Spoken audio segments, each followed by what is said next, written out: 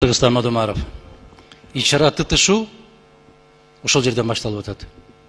Ичара тытышуунун демилгечилери жогорку кеңеш эмес. Же маалыматсыз отурган эл эмес. Ичара тытышуу ошол жердеги турган саясий сасыктыктан болуп атат. Эч кандай жашыруун нерсеси жок. Султанбай Айжигитовдун айтып аткан маселелери бүтүндөй керек болсо дүйнөлүк массалык маалымат каражаттарында ойноп жүрөт. Ошондуктан так ачык маалымат болуш керек. Эгерде эреже ушундай бекитилдиби, бул маселе аягына чыкканга чейин бул көтөрүлбөй турсун деген маселени көтөрүп чыккан аткаруу бийлиги болуп атат. Ызылдатып аткан, тызылдатып аткан аткаруу бийлиги болуп атат бүгүн. Баягы өзүн өзү мындай бир булгап алган жигит башка жакты сен булгадың дегендей эле сөз болуп атат бул маселе. Ошондуктан титиребестен, коркпостон бул маселелер керек болсо өтө чоң жогорку трибуналардан айтылды. Бирок айтылган менен кыргыз бийлигинин ортосунда эки ажырымды пайда кылды. Бирөө айтат агрессор дейт, бирөө айтат эч кандай агрессия болгон эмес дейт. Мына ошол азаматтар өздөрү тактап алсын биринчи маселени. Кошуп кала. 10 секунд. Ошондуктан мына жерде депутаттар эл менен жолугушуп келгендеки элдин пикирин айтабыз дегенде давайте жабык эшик артында, давайте токтотолу деген маселени токтотушубуз керек Талант Мамытович. Бул жерде депутаттын өзүнүн пикири. Жашыруун эч кандай сыр жок. Тескерисинче кечигип айтып калып атабыз көпчүлүк маселелерди. Тилекке каршы ушундай. Ошентип мен улантып кетейин, жанагы участокты өтө стратегиялык маанилүү участокты жанагы эме кылып турган. Эки пост болчу ал жерде. Бир посттун 19-жылы алдырып таштагандар. Аны биз жакшы билебиз. Азыр эми экинчи пост жанагы дача деген пост ошондон алдырып атабыз. Эгер буларды ала турган болсок, биз ушул участоктун контролун толугу менен жоготабыз дагы. Толугу менен сойломо жол менен кирип, ошол участокты ээлеп алганга ачыктан ачык жол берип атабыз. Экинчи маанилүү участок бул 40 деген жайлообуз бар. Ал чыгыш жагында Боруктон. Ал жерде токойлорубуз, кенен жайлоолорубуз бар. Ошол жерди коргош үчүн жанагы булак башы деген пост коюлган болчу. Биз аны да алып коюп атабыз. Ал как раз ошол жерлерибизди сойломо жол менен алып колбоо үчүн, ошондой аракеттер болгон үчүн коюлган болчу. Ошол мына канча жылдан бери ошол сойломо биздин жерди басуу жолуну кармап турган. Азыр эми ошол жолду ачып берип атабыз. Эми дагы бербе эмебиз Керевшин деген аябай чоң дагы жайлообуз бар. Ал жерде токойлорубуз, анан тышкары Аксай сайынын башы, дарыябыздын башы ошол жерде. Ошол как раз ошол жерлерди сойломо жол менен алып койбош үчүн, ошол жол сойломо жолду жабыш үчүн ошол Тамдык деген заставаны койгон бул сөз багында. Ошол жердерди контролго алып, ошол жерлерди алдырып койбош үчүн, ошол жерде контрол кылыш үчүн биз ошол койгончу. Азыр ал Тамдыкты да алып салдык. Значит, ошол жерлерди сойломо жол менен ээлей береттер. Эми дагы Катта Тузду айта турган болсок, Катта Туз бул Кыргызстанда нефть газы бар кен почти жок эле. Ошол Катта Туз нефть газ бир топ запасы бар нефть газ кени бар. Ошол жерди тосуш үчүн, ошол жерге дагы тажиктер ээлейбиз деп, бүгүнкү күнгө чейин ошонун газы менен тажиктер колдонуп келатат незаконный. Ошол жерди бир жолу алып койбош үчүн ошол пост коюлган. Азыр бүгүн ал посту дагы алып атабыз. Значит, ошол биздин кенибизди басып алганга ал жерде эч ким жашабайт. Тосо турган эл жок ал жерде. Тажиктер кирип басып алышка ачыктан ачык жол ачып берип атабыз. Анан эми жанагы кече 42-чи протоколду койгондо ушул бүт посттор алынды. Ошол посттор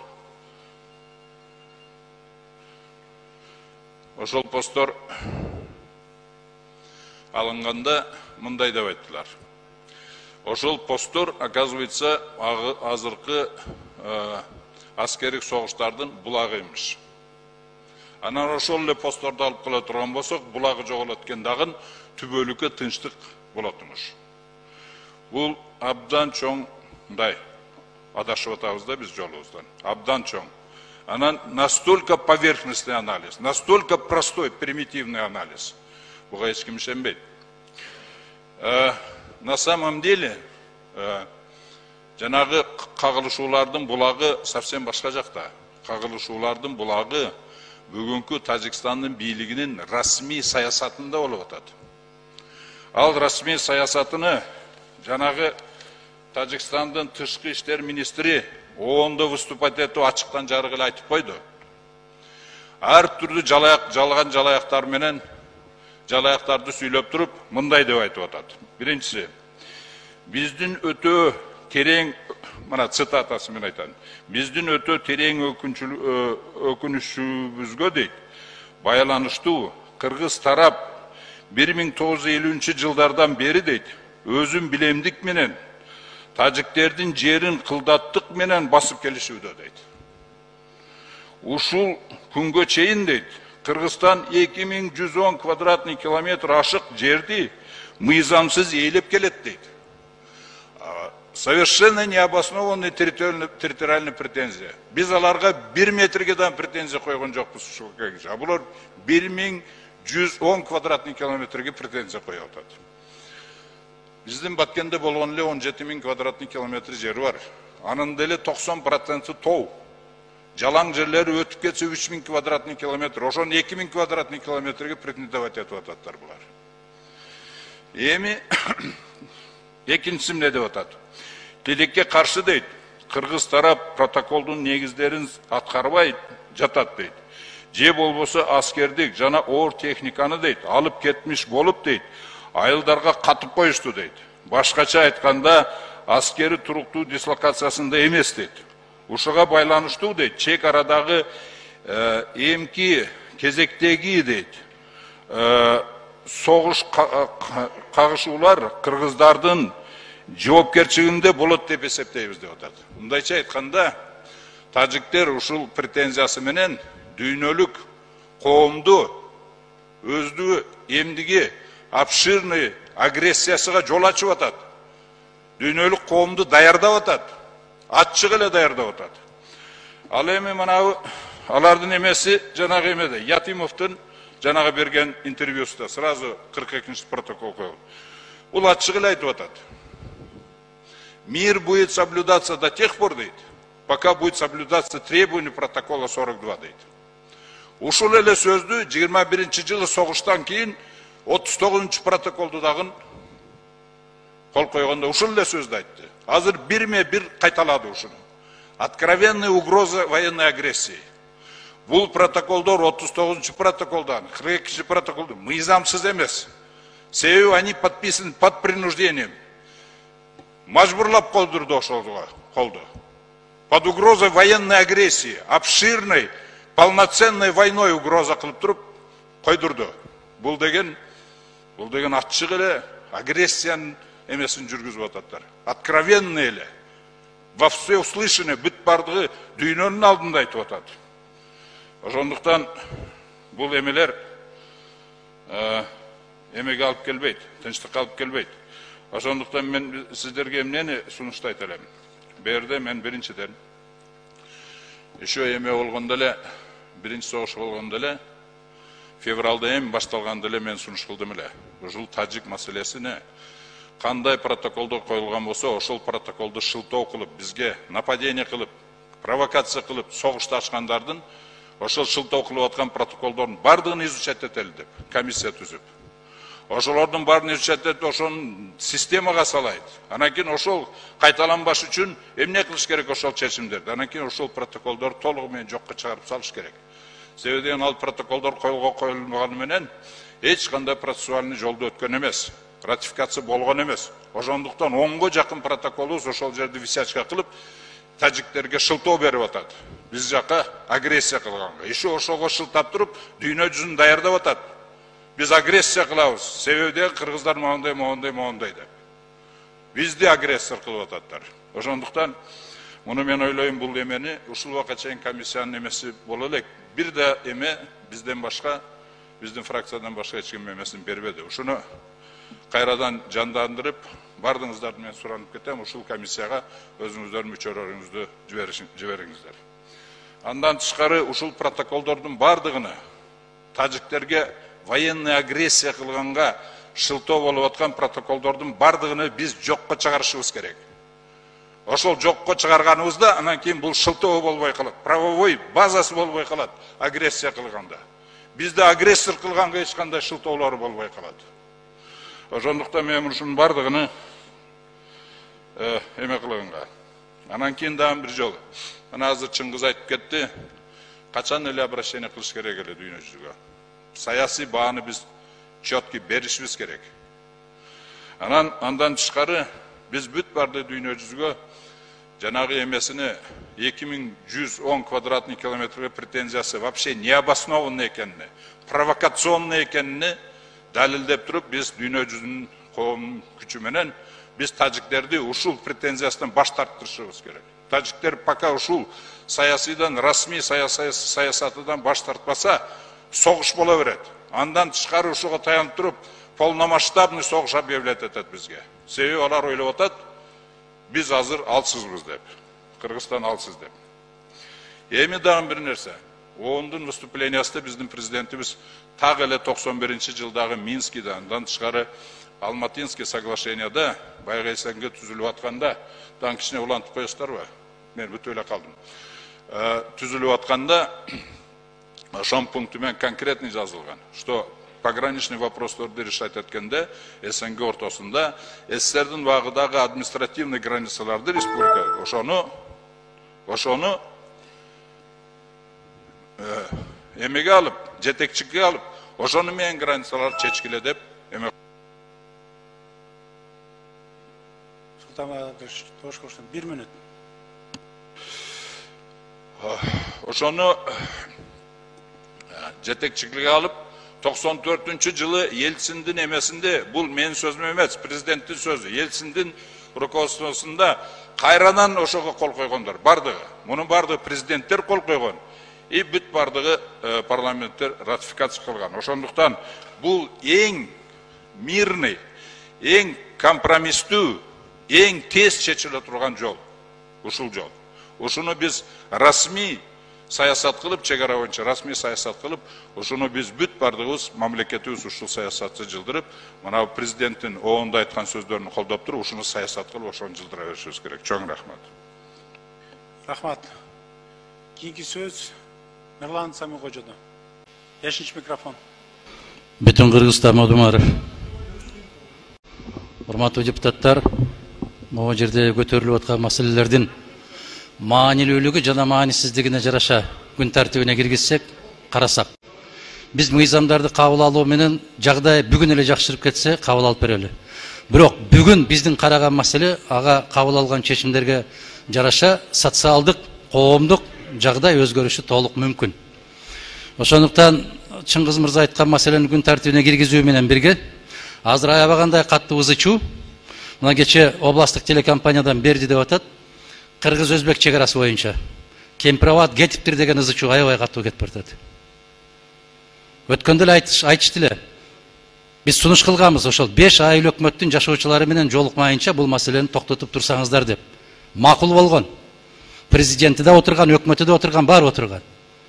Бирок жеңүүчүнөн барып кол коюп бергендиги, аны теледен айтып жибергендиги өлкөдө аябагандай катуу будуңчаңды жаратып атат. Ошондуктан биз мыйзамдарды кабыл алууну токтотуп, өлкөдөгү түзүлгөн кырдаал оңой эмес. Өлкөдөгү эмес, биздин жогорку кеңештин ичиндеги түзүлгөн кырдаал да жеңил эмес. Өткөндө коопсуздук кызматынын жетекчиси 2 жашык автомат көтөрүп парламенттин ичине кирип келгендиги бул жапайычылык. Бул өтө чектен чыккан жапайычылык. Биз мыйзам чыгаруу органы катарында ар бир кыймыл аракетке мыйзамдуулугун, укуктук тарабынан сөзсүз түрдө баа беришибиз керек. Ага баа бере албасак, анда жогорку кеңеш өзүнүн ишин аткарбады деп билишибиз керек. Ушул маселелерди биринчи кезекте күн тартибине киргизип, Талант Маматович, ушуларга чекитти коюп карап, андан кийин мыйзам кабыл алсак, менимче максатка ылайык болот. Ушул сунушту добушка койсоңуз. Рахмат. Кадырлуу кесиптештер, мен бүгүнкү жана эртеңки болгон жана боло турган учурларды ортого салып, парламент жөнүндө оюмду айтып, президентибиз менен элге кайрылып коюуну туура көрдүм. парламенттин үстүндө эл менен Кудай гана турат. Азыркы турушубузда парламенттин кудайлары көбөйүп баратат. Парламенттин төрүндө тайраңдап, өз билгендерин кылып, жоо жакадан алып турганда, жоо менен эмес, парламент менен кармашканга өтүп жатышат. Аны азыр дагы бир кесиптешибиз ачыктап айтып берди. Ансыз деле жал куйругу кыркылган парламентти ого бетер басынтып, жаман көрсөтүү аракетин кылышып, ар кандай сөздөрдү жалдап жаздырганга өтүштү.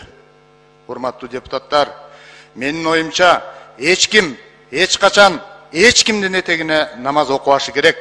Биз пендеден эмес, Кудайдан корколу.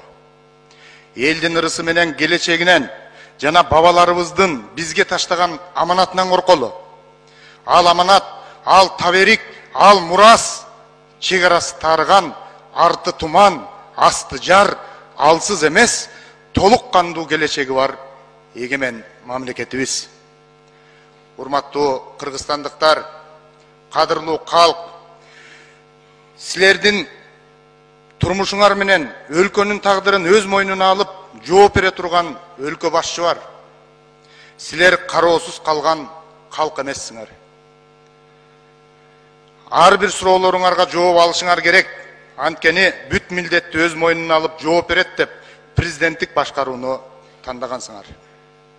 Демек, кечээки Баткендеги шалаакылыктын, кайдыгерликтин айынан окко учкан кырчындай өмүрлөргө, гүлү көккө сапырылып, каңырыгы түтөгөн калкка, кырчындай өмүрлөргө, карагинен кан, жүрөгүнөн зар өтүп, ботодой боздогон энелердин көз жашына, аталык мээриминен ажыраган бөбөктөргө, бараарга багыты жок башпаа негиздеп, жонуна жүгүн артынып, жолго чыккан жарандарыбыздын тагдырына, чегаранын чечилбеген чырына, мындан аркы бүдөмүк божомолдорго сөзсүз жооп берилиши керек.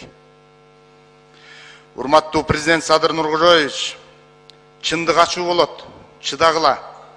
Буга чейинки башкаруу системасынан кландык жана үй бүлөлүк кучакташкан достук менен сатып кеткен кастыктан көңүлү көк таштай калган эл сизге ишенип, сизди бийлик менен элдин ортосунда көпүрө болуп, биздин үндү так туура жеткирсин деп бизди шайлап берген. Демек биз жоопкерчиликтүү бололу. Жашырып жаап, жараны таңып айыктыра албайбыз. Ооруну жашырсаң өлүм ашкере кылат дейт кыргыз. Эл бизди жабык жыйындарды өткөрүп, жабык эшик артында жарманке курсун деп добуш берген эмес.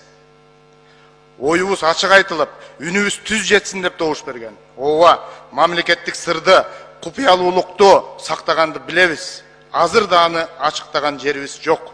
Бирок кечээки окуяларды кантип жашырабыз? Анткени алар сокурга көз бүткөндөй көрүнүп, дудукка тил бүткөндөй сүйлөнүп атат дүйнө коомчулугунда. Эл баарын билет. Билмек тургай, карагинен өткөн окко куралсыз төшүн тосуп беришкенин купуя деп биз жашырганыбыз менен чегарада чеп болуп турган элдин көзүн таңып, оозун басалабызбы? 600дөн ашык турак жайлар, бир нече мектеп менен ишканалардын, аскердик заставалардын өрттөлүп кеткенин да жашырып жаап кое албайбыз. Азыр дагы менин сөзүмөн кийин бизди тепкиге алып, анда кыйын болсоңор эртерээк айтпайт белеңер деген акылдуулар четтен чыгат. Мен ага даярмын. Айтып коеюн. Парламент өз милдетин аткарып, аскердик акыбалыбызды чыңдоо жана алдын алуу үчүн оңой эмес суммадагы акча каражатын бөлдүрүп берген. Кана ошол каражаттардын дайын дареги эффективдүү, натыйжалуу же натыйжасыз пайдаланганы боюнча эч ким жооп бере элек. Баткен окуясын алдын алуу боюнча 1,5 жыл мурда парламент токтом чыгарып, учурдагы зарылчылыктын баарын камтып аткарууга жөнөтпөдү беле? Кана ошонун аткарылышы? Ушунун баарына ким жооп берет? Чар жайытыш алып барган чалгындоо ишинин чабалдыгына ким жооп берет? Же эмне биздин өлкөдө төшөк чалгын, кустур чалгын жана контрабанда чалгын эле иштеп калды беле? Мамлекеттин коопсуздугун өз кекиртегибиз эмес, өз өмүрүбүздөн да биринчи коюшубуз зарыл болчу. Шибегени капка каталбаган сыяктуу эле эл билгенди эч ким жашыра албайт. Мунун баары жашыруун сыр, купуя окуя болгон жок. Бүт массалык маалымат каражаттарында чагылдырылды. Эл өкүлү катары өзүбүз дагы бир эмес, 2 рет барып көрүп келдик. Экинчи рет барууга да өзүңөр мажбурладыңар. Кандай мажбурлаганыңар азырынча купуя ойдон калаттыр.